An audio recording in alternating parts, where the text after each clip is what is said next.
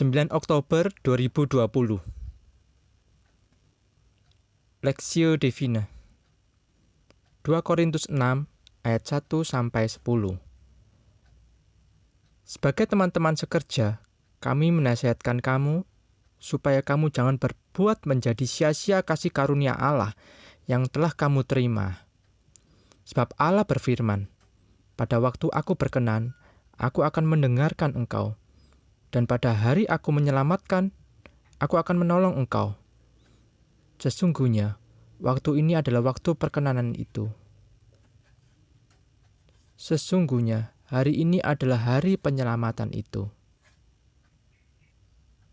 Dalam hal apapun, kami tidak memberi sebab orang tersandung, supaya pelayanan kami jangan sampai dicela.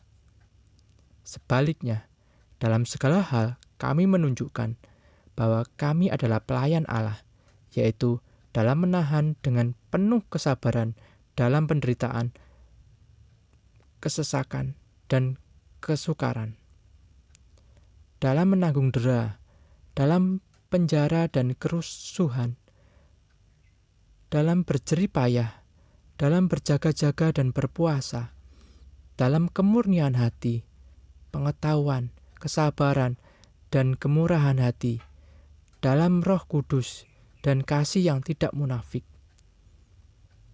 dalam pemberitaan kebenaran dan kekuasaan Allah, dengan menggunakan senjata-senjata keadilan untuk menyerang ataupun untuk membela. Ketika dihormati dan ketika dihina, ketika diumpat atau ketika dipuji, ketika dianggap sebagai penipu namun dipercayai, sebagai orang yang tidak dikenal namun terkenal, sebagai orang yang nyaris mati dan sungguh kami hidup, sebagai orang yang dihajar namun tidak mati, sebagai orang berduka cita namun senantiasa bersuka cita, sebagai orang miskin namun memperkaya banyak orang, sebagai orang tidak bermilik sekalipun kami memiliki segala sesuatu.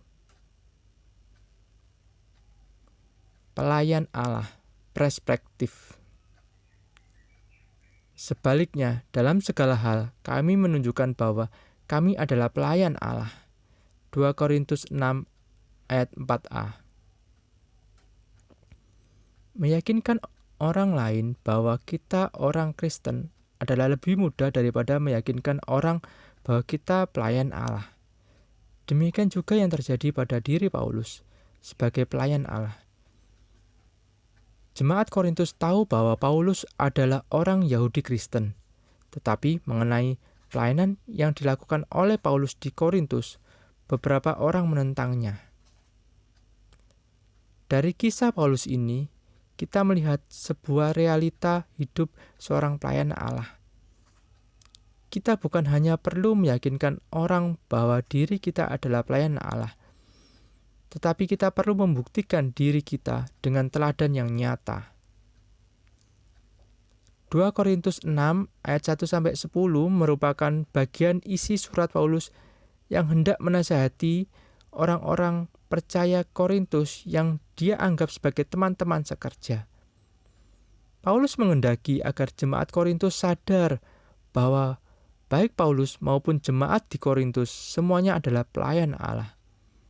Paulus menunjukkan bagaimana dia hidup sebagai pelayan Allah. Pertanyaannya, bagaimana Paulus meresponi setiap tantangan sebagai pelayan Allah? Ayat 6 Paulus menjelaskan bahwa mereka terus melayani dalam kemurnian hati, pengetahuan, kesabaran, dan kemurahan hati. Mereka bersandar kepada Roh Kudus dan berusaha mengasihi semua orang dengan hati yang tulus. Sekarang kita tahu bahwa firman Tuhan ini mengajarkan kepada kita agar meneladani Paulus sebagai pelayan Allah. Pada ayat 7, Paulus menunjukkan bahwa dia mengajarkan kebenaran dengan mengandalkan kuasa Allah. Berbagai macam hal dia alami ketika melayani, tetapi dia tetap berusaha melakukan yang terbaik. Melalui hidup Paulus, kita melihat nilai hidup yang tidak bisa diukur oleh nilai materi. Oleh sebab itu, setiap orang yang mendapatkan kasih karunia Allah layak bermegah diri sebagai pelayan Allah. Jadi, sebagai orang Kristen sejati, sudah semestinya kita melayani. Dalam pelayanan, tentu akan ada tantangan, tetapi jika kita bersandar pada Roh Kudus, maka Allah akan menolong kita melewati setiap tantangan yang kita hadapi selama kita hidup sebagai pelayan Allah. Studi pribadi. Apa kontribusi yang akan Anda berikan sebagai pelayan Allah?